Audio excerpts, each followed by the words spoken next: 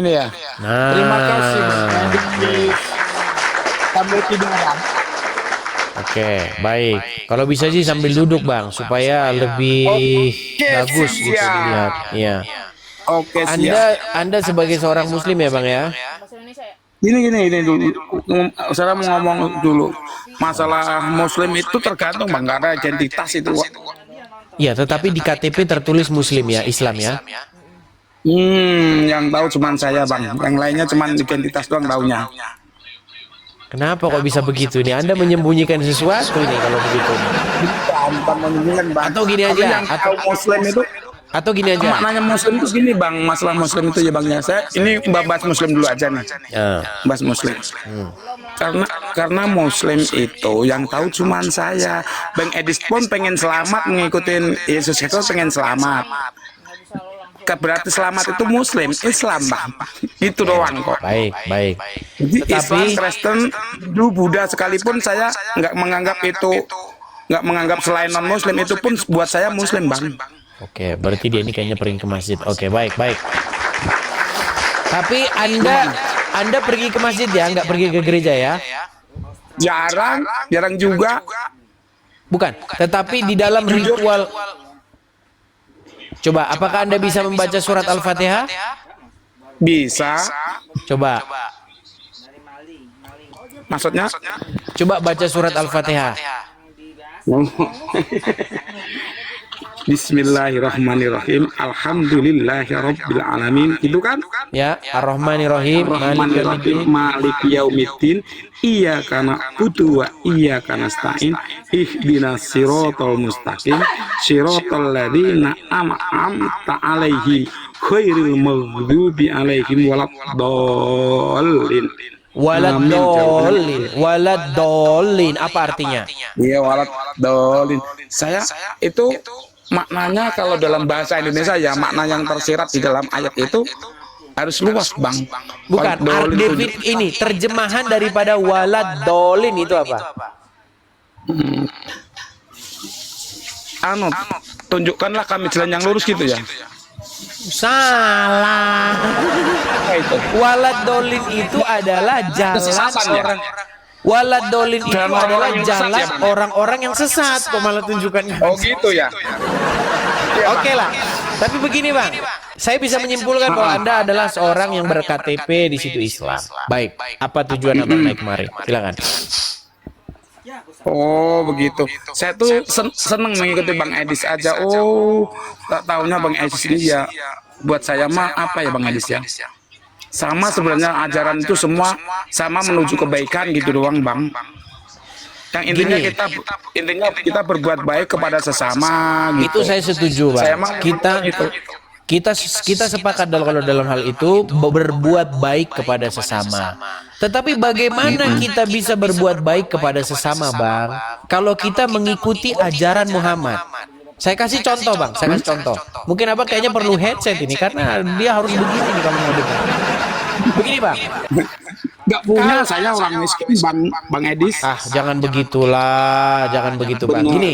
Begini Bang. Kalau misalnya kita bersepakat bahwa kita harus mengasihi sesama manusia, saling berbuat baik terhadap manusia, saling mengasihi, saling mengampuni, itu Kristen Bang.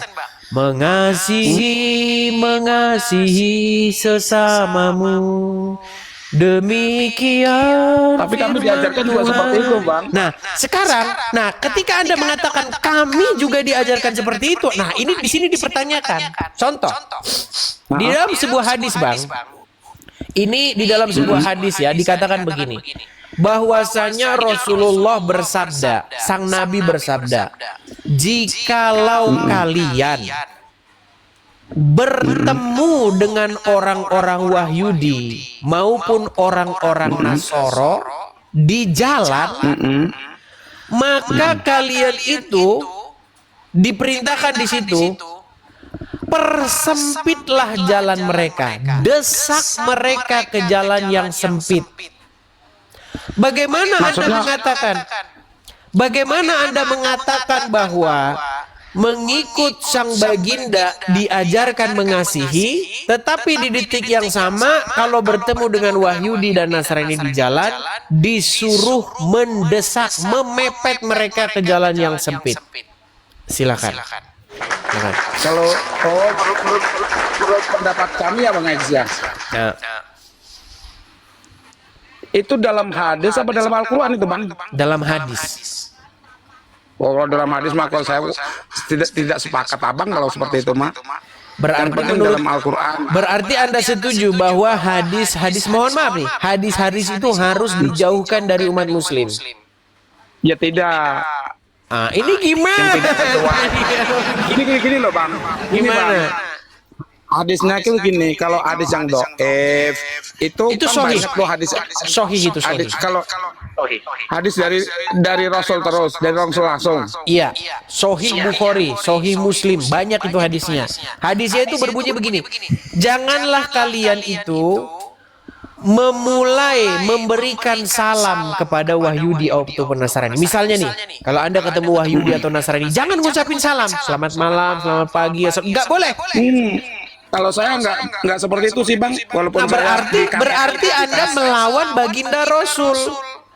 enggak Bang, kalau saya gini Bang ya, menurut saya nih, menurut saya ya, menurut saya sih, saya harus tahu tuh Rasul itu apa dulu Bang, gitu.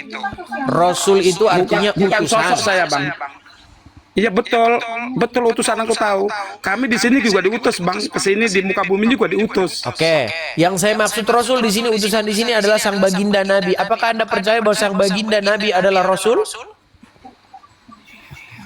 Bang, gini ada perbedaan sih Bang di dalam Nabi apa Rasul tuh. Kalau udah Rasul udah pasti Nabi ki Bang. Gini aja Bang, Menurut makanya saya- oke lah, begini. Makanya saya mau kasih tahu begini Bang. Saya ini memberitakan nama Yesus. Oh iya. Kenapa Saya Bang? juga senang kok.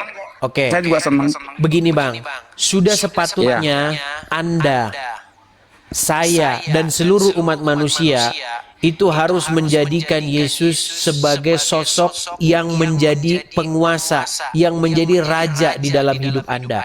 Jadi di dalam hati Anda itu, yang harus memerintah itu haruslah Yesus, bukan Muhammad.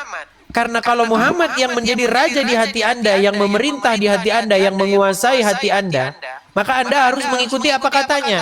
Nah, dia berkata bahwa jikalau kamu bertemu dengan orang Wahyudi dan orang Nasrani di jalan, maka persempitlah jalan mereka, desaklah mereka ke jalan yang sempit. Sementara kalau yang menjadi raja, yang menjadi penguasa di hati Anda itu adalah Yesus, maka apa kata Yesus? Kasihilah sesamamu manusia seperti dirimu sendiri. Jangan membalas kejahatan dengan kejahatan.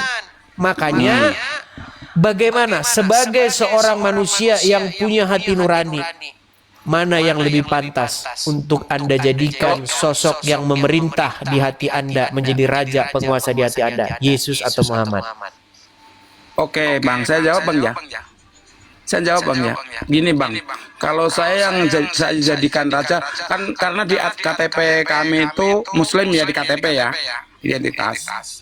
Kami yang kami jadikan raja di dalam hati kami tidak ada lain, la ilaha illallah, yaitu Tuhan Bang. Nggak ada Muhammad. Muhammad tuh ya utusan Bang, gitu doang aja. Sama seperti kami Bang, gitu doang. Oke, baik. Bang, Kalau yang bisa baik, segalanya Tuhan Bang. saya ikuti, saya turuti. Ini bagus nih, cakep nih diskusinya. Gini, Cakep gimana, saya orang awam Bang, nggak bisa orang ngocek kok. kalau misalnya Allah yang ada di hati Anda, kalau misalnya misalnya hati Anda ini dibongkar, dibelah hati Anda, di situ Allah memerintah. Kalau Allah memerintah, maka Anda harus mentaati Allah, betul? Betul. Kalau Anda mentaati Allah, Allah berfirman, atiullah wa atiur rasul, dan taatlah kepada Rasul, yaitu Muhammad. Setuju? Ya betul. Betul. Nah, bagaimana mungkin Allah memerintah di hatimu sementara Muhammad tidak Anda turuti, tidak Anda taati? Muhammad berkata, kalau kamu bertemu dengan Wahyudi Nasrani di jalan, pepetlah, desaklah mereka ke jalan yang sempit. Anda tidak mau. Itu artinya Allah tidak memerintah di hatimu. Sama seperti orang Kristen. Gini Bang, pemahaman orang Kristen begini. Kalau Bapa di sorga, kalau Bapa di surga memerintah tinggal di hati seseorang, menjadi raja, menjadi penguasa, mengontrol orang tersebut, maka otomatis Yesus juga harus memerintah. Karena apa? Karena Bapa di surga lah yang memerintahkan supaya semua orang takluk tunduk kepada anaknya. Supaya semua orang mengikuti anaknya yang diutusnya. Makanya kami percaya dengan yang namanya Tritunggal. Ada Bapa di surga, ada Firman, ya, Yesus Sang Putra, dan ada Roh Kudus. Begitu. Artinya kami ini ketika menjadikan Roh Tuhan itu memerintah di hati kami, menguasai hati kami, sebenarnya kami sedang menjadikan Bapa di surga memerintah hati kami, memerintah diri kami. Ketika Yesus memerintah di hati kami, sesungguhnya kami telah menjadikan Bapa di surga yang memerintah di dalam hati kami. Sama seperti Anda. Ketika Anda menjadikan Allah memerintah di hati Anda, harusnya Rasul juga di situ memerintah. Rasul memerintahkan kepada Anda untuk seperti tadi itu yang saya bacakan. Kenapa Anda tidak mau melaksanakannya? Nah, makanya sudah saya bilang. Gini kesimpulannya, sedikit kesimpulan, biar saya tutup. Gimana kalau Anda pecat Allah dan Rasulnya, Anda ganti menjadi Bapa di surga, Sang Mesias, Yesus Kristus dan Roh Kudus. Nah, silakan. Gini Bang, Silakan. Saya gini Bang, ini pendapat Bang ya, bukan saya pokok menggurui, tidak demi saya orang bodoh, orang awam Bang. Menurut kami nih ya, saya juga pernah sih pesantren, pernah sih ikut habaib, tapi itu semua tidak menjadikan hati kami lapang Bang. Tidak menjadikan hati kami bisa lapang, tidak. Karena yang aku percaya, yang aku yakin yaitu Tuhan. Kalau bahasa orang Islam kan Allah gitu ya. Betul. Apakah Anda berminat ingin memecat Allah dan Rasulnya dari memerintah hidup Anda? Tidak. Kalau kenapa Anda tidak memecat sedangkan Anda tidak patuh? Gimana? Gini loh Bang. Gini loh Bang. Tadi Anda gini. Rasul buat saya nih. Betul. Sementara kalau Anda taat sama Rasul, barang siapa yang taat kepadaku, maka sesungguhnya ia telah taat kepada Allah, kata Muhammad. Betul? Kata Muhammad. Sekarang Anda tidak mau taat kepada Muhammad. Buktinya apa? Setiap Anda ketemu dengan Wahyudi dan Nasrani, Anda berikan salam. Anda tidak pepet mereka ke jalan yang sempit. Artinya Anda tidak mengikuti Allah dan Rasulnya. Oke Bang, atiullah wa atiur Rasul Bang ya, maknanya ya Bang, buat saya nih. Atiullah taat pada Allah, wa atiur Rasul taat Rasul. Rasul itu sesungguhnya siapa? Yang utusan Bang. Sedangkan kami juga baiklah Bang. Biarlah waktulah yang akan menjawab itu. Semoga tidak dalam waktu yang lama lagi Anda naik kemari sudah dengan berita gembira dengan mengatakan, Bang Edis, saya sudah memecat yang dua itu. Sekarang saya mau menerima Yesus sebagai Tuhan yang menguasai, yang menjadi raja di dalam hati saya. Saya tunggu kabar baik itu. Selamat malam. Iya Bang Edis. Ya. Terima kasih. Selamat malam. Saya tunggu kabar baik itu. Gitu aja teman-teman. Iya, karena begini teman-teman. Sesuatu yang sudah berakar, berurat, mendarah daging, itu tidak mungkin kita selesaikan hanya dalam waktu satu malam. Ya. Tetapi kita perlu yang namanya proses pendewasaan diri, kesadaran diri.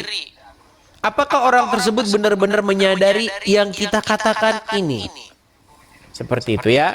Kata Tuhan Yesus, berbahagialah mereka yang tidak kecewa dan menolak aku. Ya, seperti itu. Yuk, silakan.